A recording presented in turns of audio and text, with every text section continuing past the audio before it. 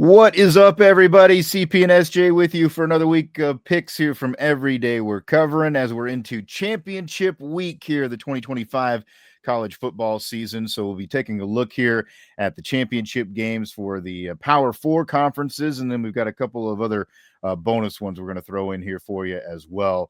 SJ, it's always kind of a bittersweet time of the year. We love to watch these games. We should get a lot of drama out of these this weekend, but it also kind of signifies the end of the season. We'll of course have bowls, but they're not quite the same as they used to be. The playoff will hopefully be good, but it is kind of sad to see it all winding down.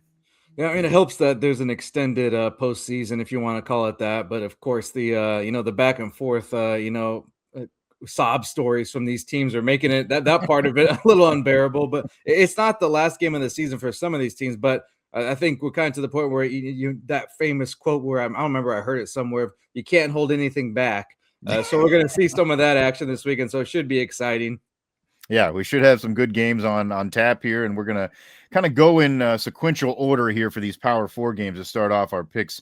Of course, these are all on Saturday for these contests, December the 6th, and the first one that will start the day at 11 o'clock is the Big 12 game down at Jerry World there in Arlington.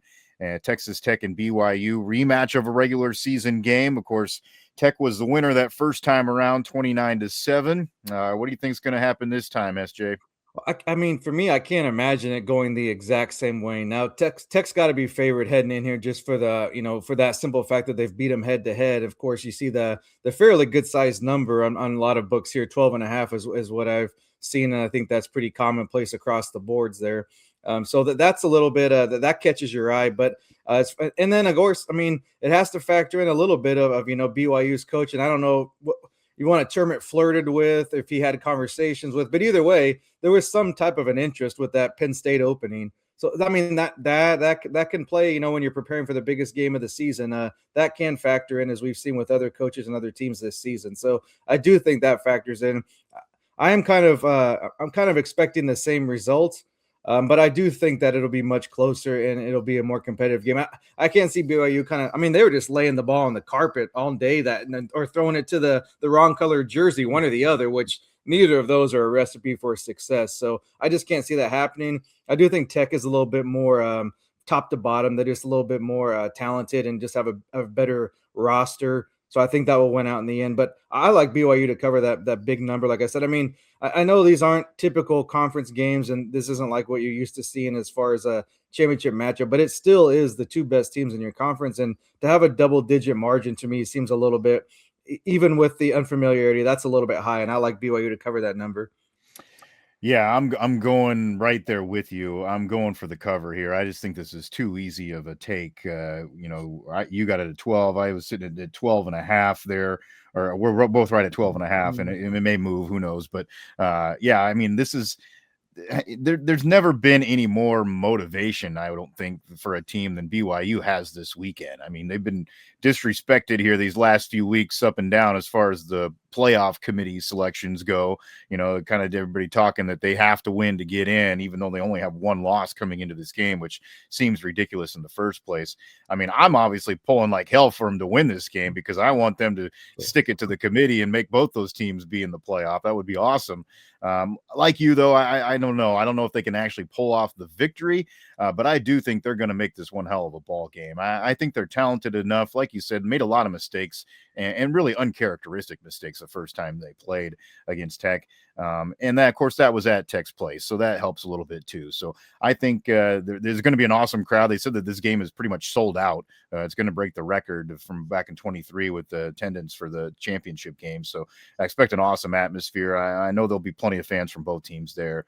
But yeah, I expect BYU to give this thing a run and keep it close. To ask them to stay within 12 and a half doesn't seem like a huge, tall task to me. So I like BYU as well.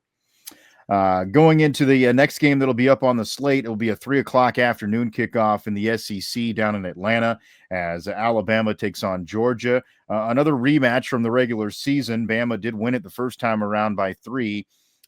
This is an interesting one. Depending on where you're looking, I suppose the line right now, I'm seeing 2.5 for Georgia at the moment, and then 47.5 for the number. And I'm guess I'm going to go to the total here on this one, even though I do kind of lean. Well, I think where you're going to go with the pick here is who the winner is. But I do like these defenses to kind of win the day a little bit here. I think this is going to be a more typical kind of SEC slugfest. Both teams really have actually these last couple of weeks have kind of struggled to get their footing offensively. They both struggled last week against teams that you really thought that they would probably blow out, and they did not do that. So I think it's going to be a little bit more low scoring.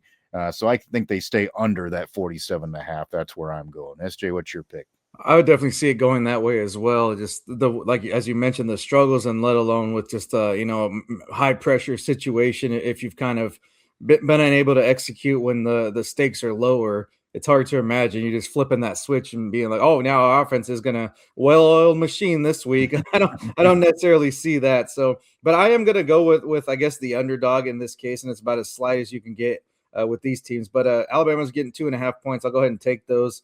If you want to, I guess press it because of course if they cover that, they're obviously going to win too. The money line, it's just not much different of a value. Plus 114, the book I'm looking at, and then minus 105 for the points. So go ahead and take the points. I would say in this case, unless you're going to maybe go a little bit heavier on that confidence. But this one for me, it's I feel fairly confident, but it's nothing where I'm going to go heavy on it just for the fact that you could really see either of these teams winning because at times throughout the season. I mean, they've both had their stretches of looking like, man, this is kind of what we've been used to, at least in recent memory. These teams kind of putting their opponent away and winning in dominant fashion, but they have not been able to do that over the extended season here and for the long haul. So that's why I'm a little bit, not necessarily so confident. And I could see either team winning, but I do think Alabama will make a couple more plays, and then I think that their playmakers at least have been more consistent. Now, other parts of their team maybe not so much, but when you got players like that on the edge and at running back and even quarterback, I mean, at one point, I guess it just vanished all of a sudden. I know they had a couple, bad games, but he was a Heisman contender in Simpson at one point, and now it's like, that dude sucks. So I mean, that's just the way the popular opinion is. But I think they still have a pretty good quarterback and probably the better quarterback between these two teams. Yeah, I'm with you there too. That's where I'm leaning on who I'd go with as the winner as well. So yeah, it should be an interesting game though. Yeah, I'm with you. You could see that going either way. The next two championship games will both kick off at 7:00 on Saturday night. We'll start in the Big Ten as Ohio State will take on Indiana. Of course, two undefeated squads. You end up with a nice, juicy matchup that we kind of thought we might get here at the end of the season. And again, kind of here's the opportunity for Indiana.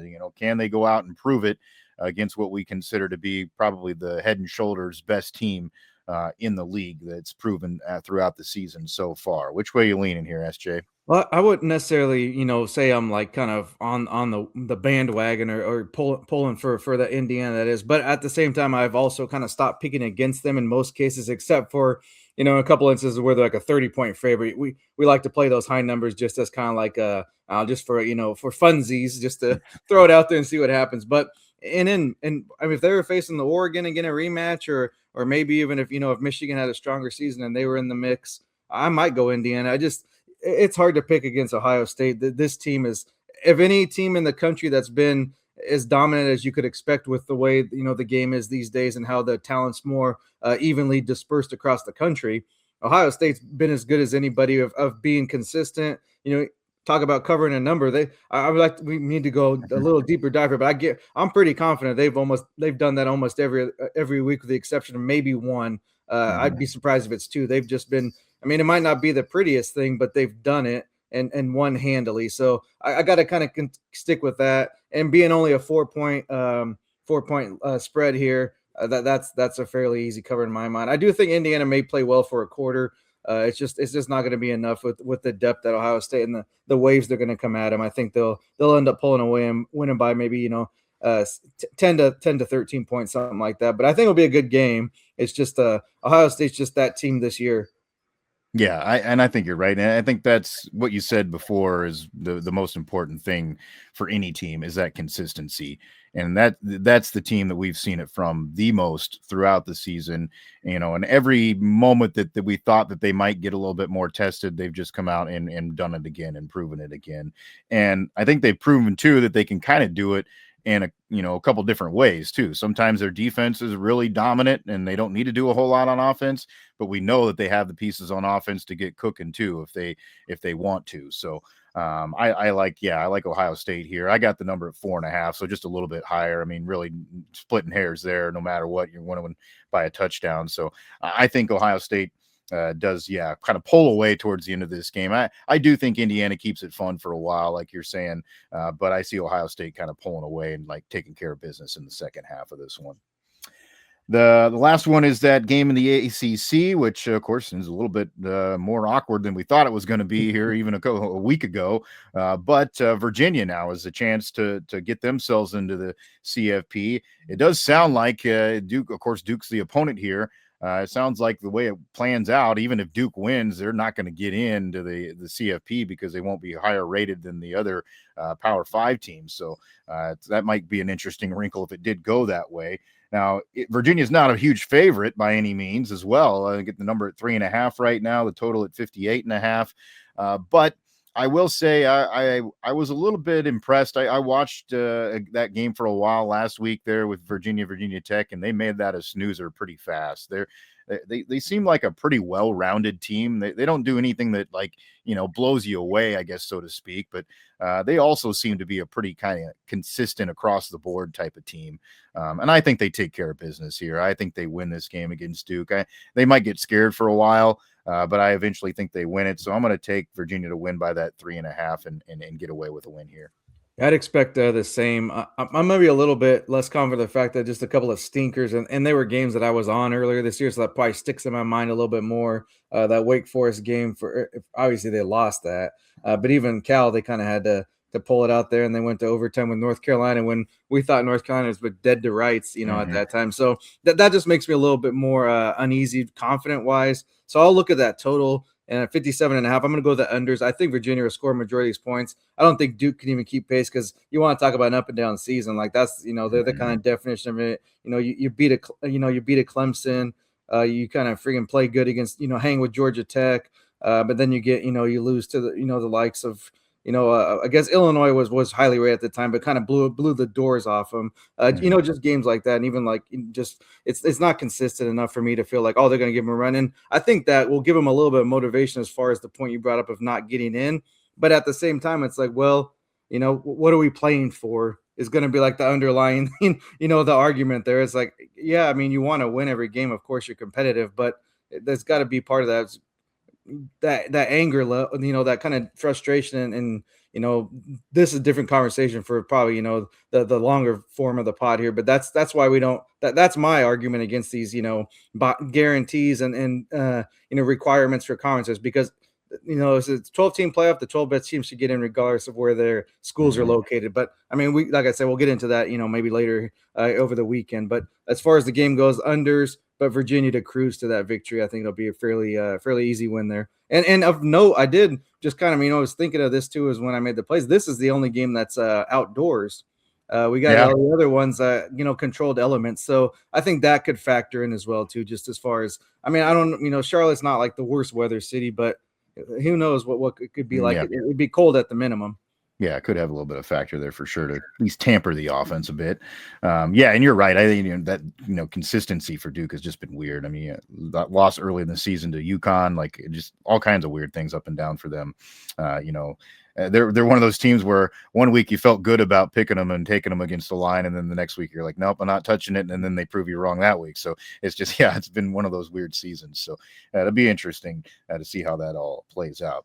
All right, we both have a look at another game as well for championship games as kind of a little bonus pick here for you for another one that we're looking at. SJ, I know you always like to keep your eye out on the West there, on the Great West. What you got going on here? Yeah, for someone that's not a big fan of the mountains, I prefer the beach. The Mountain West, that's one of the conferences I've made a home there, at least when it comes to making the plays. And I mean, unlike the playoff, we're not against the smaller conferences, so that's where I like to make some plays and have some fun. But I think this is the year there, CP, that UNLV gets it done.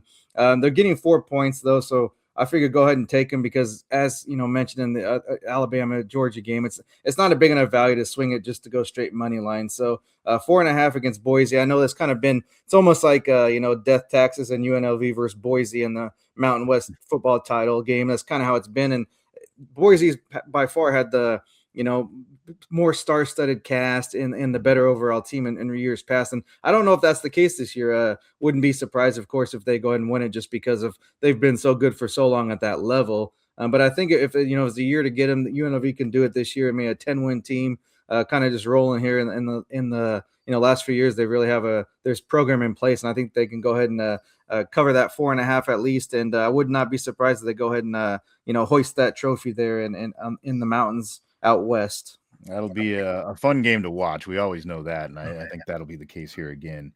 I'm going to go to a game that is featuring a couple of lame duck coaches, I guess, here. North Texas and Tulane are playing in the American Athletic Conference Championship game. Of course, North Texas's coach is going to Oklahoma State. Tulane's coach is off to Florida. So lots going on there with what's happening with the players' minds, I'm sure. But the thing that got me here is I'm kind of surprised actually that North Texas is the favorite. They're favored by 2.5 points. I mean, I know that's minimal and pretty much means a whole lot of nothing. But Tulane, I just think Tulane's played the tougher schedule here throughout the season. If you look at some of their wins throughout the year, of course, we thought was pretty impressive, and I still think is kind of impressive the way they started the year and beat down Northwestern. They've got a win over Duke in their record here. They also, of course, survived a test from Memphis when that came about. So I think, they played the more up and down, top to bottom, tougher schedule. Now, I know North Texas is hot, and they've been playing really well here lately. But I think this is going to be a kind of a step up as far as the competition is concerned. So give me those 2.5 for Tulane, and I think the Green Wave pull it off and win one there in the American. Yeah, I got just last note here. We'll have a pretty decent UFC card this weekend, so we'll get something out on Twitter here within hopefully by Friday afternoon. Give you some time to mull it over and make some plays of your own. But yeah, it should be a pretty good card there with their. And the good news is the last pay-per-view, they say at least for a while with the shift going to the Paramount app and services. So from now on, you got that streaming account, and you'll just be watching them at home. So that's the good news, I guess. We don't like the end of the college football season, but we like the end of extra paying to watch athletic competition. So there's the good news to end on. All right. Yeah. Pay attention then on Twitter at SJMBets, at Cherokee CB, the handles you see there. Of course, SJ will have those fight picks out there for you. Of course, we'll have the graphic up for you as well with our picks for these games with our confidence levels as well. So you can check that out. We'd love your interaction there as well. Any feedback you have or picks you have, we'd love to hear from you. We'd love it if you'd like subscribe, get the notifications here on the YouTube channel so you can always get these picks from us, whatever the sport may be throughout the season. And then also, if you would like subscribe, get the notifications on the podcast. Just search Every Day We're Covering, whatever your favorite podcast platform is. We are available there for you. All right. Hope you enjoyed championship weekend. That's SJ Munoz. I'm Chris Parks. Thanks for joining us for another round of picks here from Every Day We're Covering. We'll see you next time for some more covers.